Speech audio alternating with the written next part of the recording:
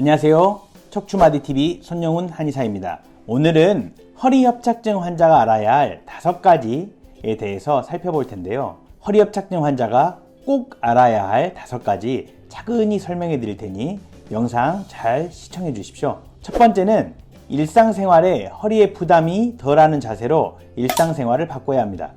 허리협착증은 관리가 필요한 질병입니다. 일상생활에서 허리를 보호하는 자세로 생활 습관을 바꿔야 합니다. 그래야 척추협착증이 계속해서 진행되는 것을 막을 수 있겠죠. 일상생활에서 허리를 보호하는 자세와 방법을 간단히 설명해 드리겠습니다. 먼저 물건을 들 때 허리를 쓰는 것이 아니라 무릎을 구부려야 합니다. 허리를 구부리게 되면 디스크의 압력이 높아지고 척추퇴행이 심해지죠.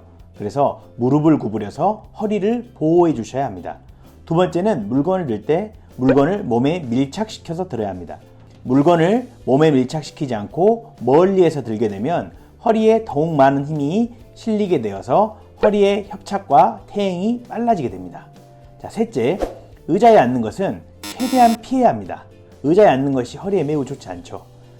하지만 반드시 의자에 앉아야 한다면 의자를 당겨 앉고 무릎과 엉덩이가 수평이 되도록 의자를 당겨 앉아주시는 것이 좋습니다. 네 번째는 바닥에 앉는 자세는 허리에 특히나 부담을 줄 수 있기 때문에 바닥에 앉는 자세를 피하는 것이 좋습니다. 다섯 번째는 허리가 아플 때는 잠을 잘 때 반드시 누워 자는 것보다는 옆으로 누워 주무시는 것이 오히려 허리에 더 좋습니다. 일상생활에서 허리에 부담이 덜 되는 자세로 생활을 하셔야지 척추의 협착과 퇴행이 진행되는 것을 막을 수가 있습니다. 일상생활에서 허리에 부담이 되는 자세가 지속된다면 더욱더 협착이 빨라지고 퇴행 또한 빨라질 수 있습니다. 이 일상생활에서 허리를 보호하는 5가지 원칙 꼭 기억해 주십시오. 두 번째는 협착증에 좋은 운동을 말씀드리겠습니다. 협착증에 좋은 운동 2가지는 신전운동과 발끝치기입니다. 허리에 좋다는 운동, 협착증에 좋다는 운동이 너무나 많습니다. 저는 핵심적으로 좋은 운동 몇 가지만 꾸준히 실천하는 것이 가장 좋다고 생각합니다.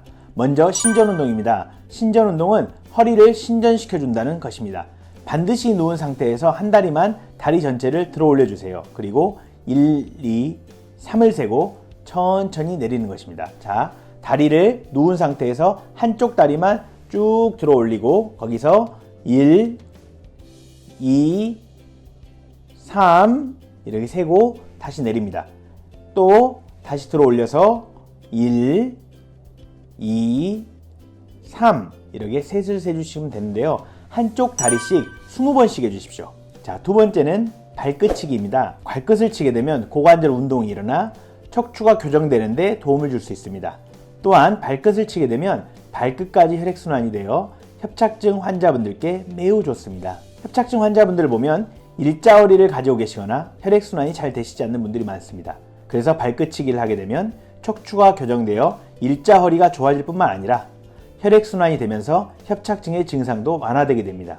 발끝치기는 주무시기 전에 매일 100개씩 하시는 것을 추천드립니다. 협착증 환자가 꼭 알아야 할 3번째 원칙, 협착증에는 음식도 매우 중요합니다. 허리 협착증인데 음식이 중요하다는 거 선뜻 납득이 안 되시죠? 그런데 허리협착증에는 음식이 매우 중요합니다. 허리협착증을 오랫동안 연구한 결과 허리협착증 환자분들은 크게 2가지로 나뉘는데요. 하나는 몸에 열이 많은 환자분들, 두 번째는 몸이 차가운 체질의 환자분들, 즉 열증형 체질과 냉증형 체질 2가지로 나뉘게 됩니다. 몸에 열이 많은 체질은 열이 많은 성질의 음식이나 또는 열이 많은 성질인 술을 드시게 되면 몸에 더욱더 열이 쌓이겠죠. 원래도 몸에 열이 많은데 음식을 통해서 술을 통해서 몸에 열이 더욱 쌓이게 되면 그러한 열이 과잉된 열이 염증과 유착이 생기기 쉬운 환경으로 바뀌게 돼서 협착증 증상이 심해지고 허리퇴행이 심해지게 됩니다. 따라서 열이 많은 체질은 술을 줄이고 열이 많은 성질의 고기와 자극적 음식을 꼭 피해야 합니다.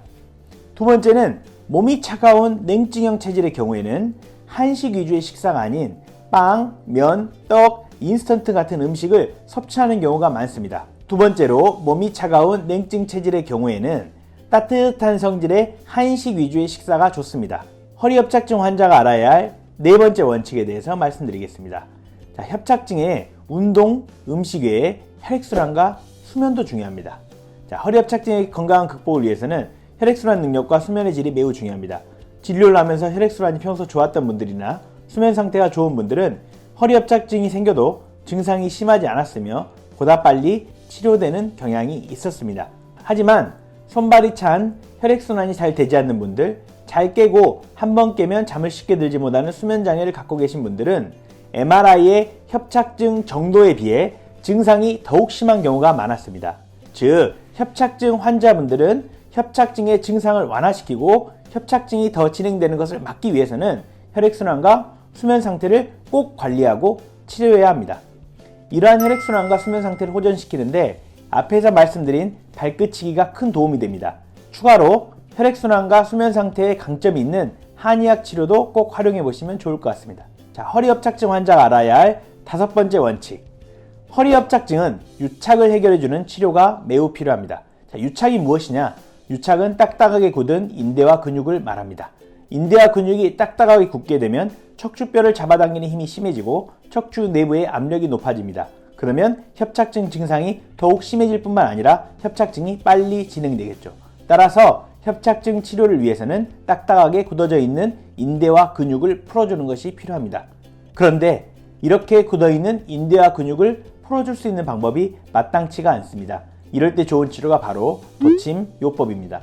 도침은 끝이 미세한 칼날 모양의 침입니다.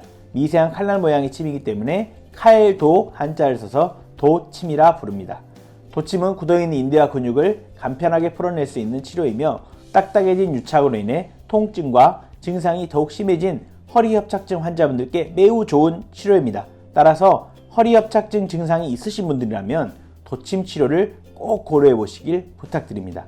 오늘은 허리 협착증 환자가 알아야 할 5가지 원칙에 대해서 말씀드렸습니다. 오늘 영상이 유익하셨나요? 유익하셨다면 구독과 좋아요 부탁드리겠습니다. 감사합니다.